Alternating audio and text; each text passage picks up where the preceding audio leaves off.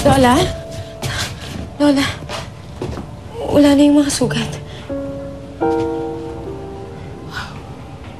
Oh, hindi ba ito ang gusto mo?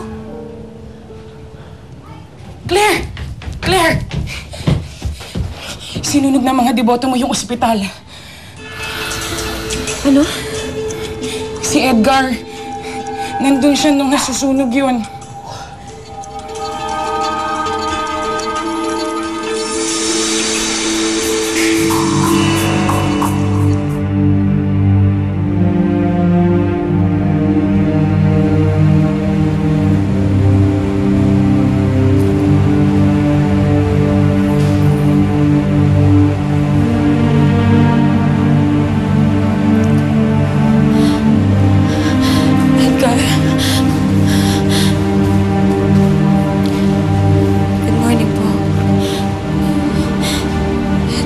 Anong ginagawa mo rito? Gusto ko lang po makita yung kalagayan ni Edgar. Umalis ka. Baka may nakabuntot na press. May skandalo na naman ang pamilya namin. Sobra-sobra ng gulong dinala mo sa pamilya namin. Mula nung makilala ka ng anak ko, nagka-leche-leche ang buhay niya. Alam mo, kung talagang mahal mo yung anak ko, lalayo ka at patatahimikin mo ang buhay ng anak ko. Please, umalis ka. At huwag kang naman papakita sa amin kahit na kailan. Umalis na kayo. Umalis na kayo.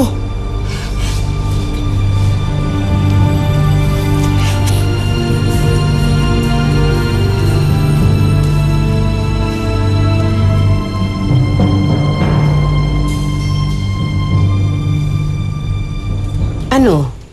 Hindi ka ba talaga lalabas? Aba, hindi ka naman pwedeng magkulong dito sa loob. Harapin mo yung mga tao sa labas. Pupunta pa nga si Obispo dito para kausapin ka.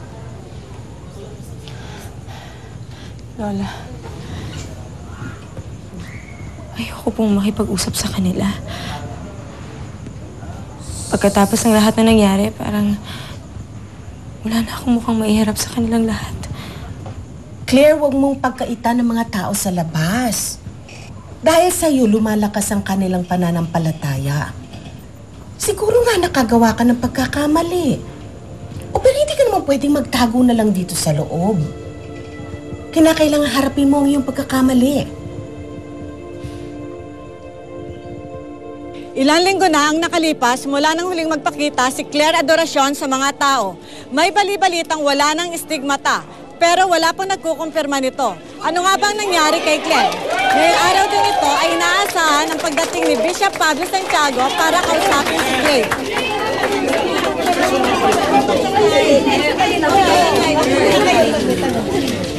Tabi mo na, tabi.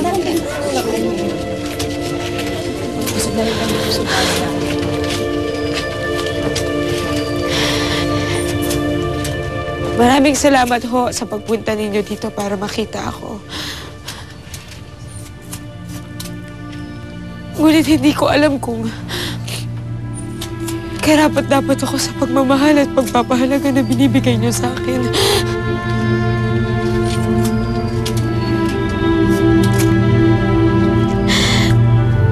Wala na ho ang stigmata. Wala nang stigmata.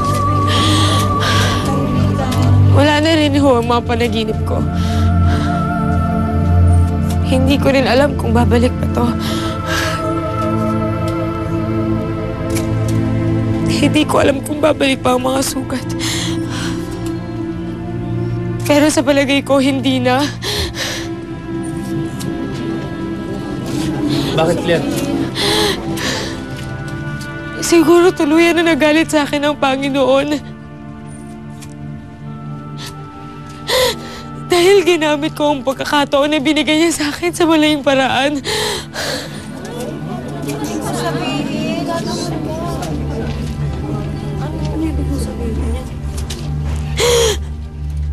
May Aaminin po ako sa inyong lahat. May aminin.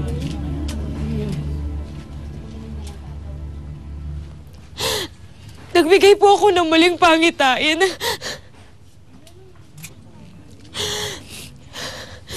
Hindi po totoo na nakita kong namamahayan ng mga demonyo ang ospital ng mga Montemayor. Sinungaling pala siya. Nasabi ko ang lahat ng yun dahil sa matinding galit. Sana mapatawad ninyo ako. Alam ko dahil doon marami akong nasaktan. Sa lahat ng mga nasaktan ko, sana mapatawad ninyo ako.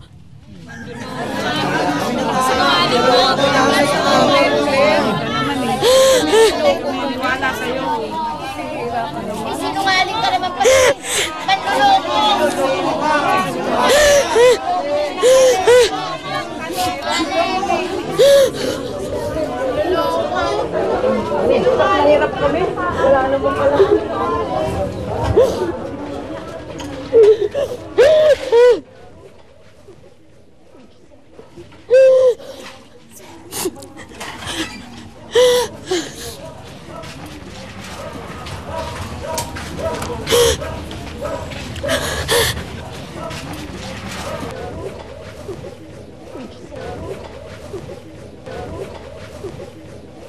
Narinig mo lahat na sinabi ko.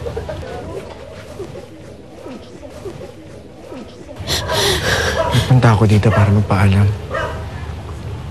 Pinadala ako ni Mama pumunta ng Amerika para doon magpagamot.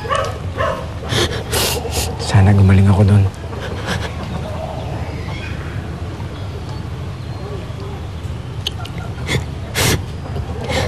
Edgar,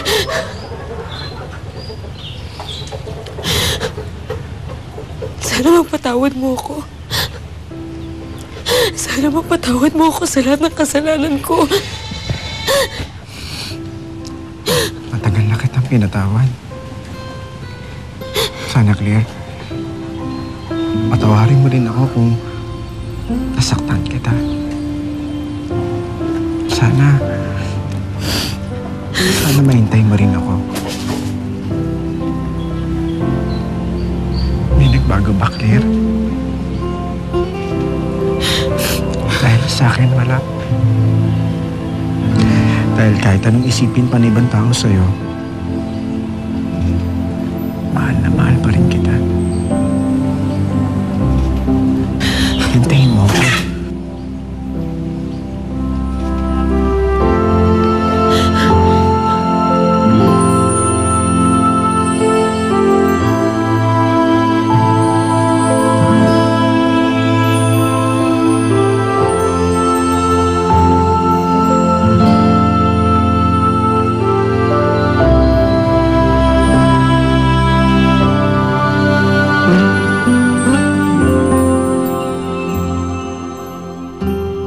Hindi na nga muli pang bumalik ang stigmata.